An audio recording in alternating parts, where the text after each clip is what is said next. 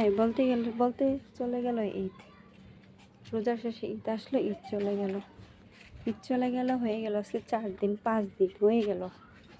বলতে বলতে এই একটা দিনের জন্য আমরা কত মানুষ ওয়েট করি, কেনাকাটা, মার্কেটে যাওয়া, শপিং, আনন্দ, মেহেদি দেওয়া, কত কিছু করি। তো ঈদের 4 দিন পর আমি চলে যাচ্ছি আমার কাজের উদ্দেশ্যে। তো সবাই কেমন আছেন, কী অবস্থা, সবার ঈদ কেমন কাটাচ্ছেন অবশ্যই কমেন্টে জানিয়ে যাবেন। চলে যেতে যেতে আমি কিছু কচুরি ফেনা দেখছিলাম, মনে চাইছিল নেওয়ার জন্য, কিন্তু নিতে পারলাম না।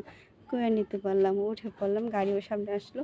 আমি দেখছি যদি আমার কোনো ফেভারিট জিনিস পছন্দ হয় তখন গাড়ি চলে আসে, আর যখন মানে হচ্ছে কোনো জিনিস পছন্দ হয় না তখন একটা গাড়িও পাই না, এই অবস্থা। তো আমি চলে আসলাম, আশা করেছি ম্যামের ঘরে ঢুকতে নিয়েছিলাম, ম্যাম ঘরে ছিল না, নিচে ছিল। তো আমি নিচে চলে গেলাম আজকে পার্লারে। মাসাল্লাহ এই পার্লারে প্রতিদিনই কাজ চলতে থাকে সবার দোয়াতে। রিবরিং কন, ফেশিয়াল কন, ব্রাইডাল, পার্টি সব ইত্যাদি এখানে হচ্ছে কাজ চলতেই থাকে। তো এই রুমগুলো দেখতেছেন ফাঁকা। তো এখন হচ্ছে যে আর অন্য রুম আছে ওখানে কাজ চলতেছে, এখানে হচ্ছে যে পরিষ্কার করা হচ্ছিলো, তার জন্য একটু ফাঁকা ছিল। তো আমি এই সুযোগে একটু ফাঁকা দেখে হচ্ছে ছবি তুলে নিচ্ছি। আর মানে এখানে কাজ চলে বলতে হচ্ছে এখানে স্টাফদের ব্যবহার, ম্যামের ব্যবহার, আমি এখানে কাজ করি দেখে বলবো না, সবার ব্যবহার আলহামদুলিল্লাহ খুব ভালো। তার জন্য এখানে সবাই অনেক দূরে থেকে আসে।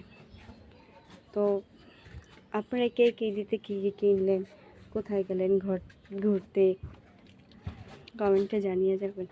তো আমি মেহেদি দিইনি দিতে, আমি হচ্ছে ঈদের কয়েকদিন পরে, ঈদের সারাদিনই কাজ করতে করতে দিন চলে গেছে, কয়েকদিন পর আমি মেহেদি দিলাম। আর এখানে আমার মেয়ে ঈদটা নেওয়ার জন্য, ও বাচ্চা পোলাপাইন ওকে বেশি খাইতে দিইনি, নেওয়ার জন্য অনেক বায়না করতেছিল। তো আমি ওকে দিইনি, কিন্তু তারপর কী করবো, দিয়ে ফেললাম।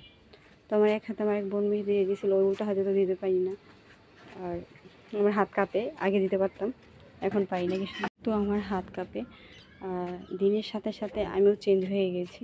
তো বাসা থেকে কাজে থেকে বের হওয়ার পর আমি তো চলে গেলাম এপার আমার কিছু জিনিস কিনা লাগবে।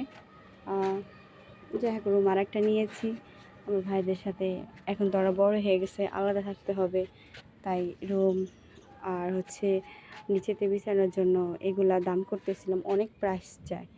তো আমি যাচাই করতেছিলাম কোন দোকানে, এই দোকান থেকে আমার একটা ভালো লেগেছে, তো বাজেটের সাথে বনেনে পরে এসে নিয়ে যাব। এখন আর কি হচ্ছে এই করে নিয়ে আসলাম যাতে মনে থাকে। তো আমার কিছু কেনাকাটা ছিল, কেনাকাটা করার পর আমি বাসায় চলে যাব। কিন্তু যেতে যেতে মনে করলাম যে সারা রাস্তায় সবাই ঘুরতেছে, এখনও ঈদ গেল কি সবার ঘোরা শেষ হয়নি। তারপরে আবার চলে আসলাম একটা স্বর্ণকারের দোকানে, স্বর্ণর ভরি 1.5 লাখ টাকা। হয় যারা স্বর্ণ আগে থেকে বানায় রাখছে আলহামদুলিল্লাহ তারা অনেক বড় লোক, কোটিপতি হয়ে গেছে। একটা হচ্ছে হাতে বেশি 2 আনার ভিতরে চায় 25,000 টাকা।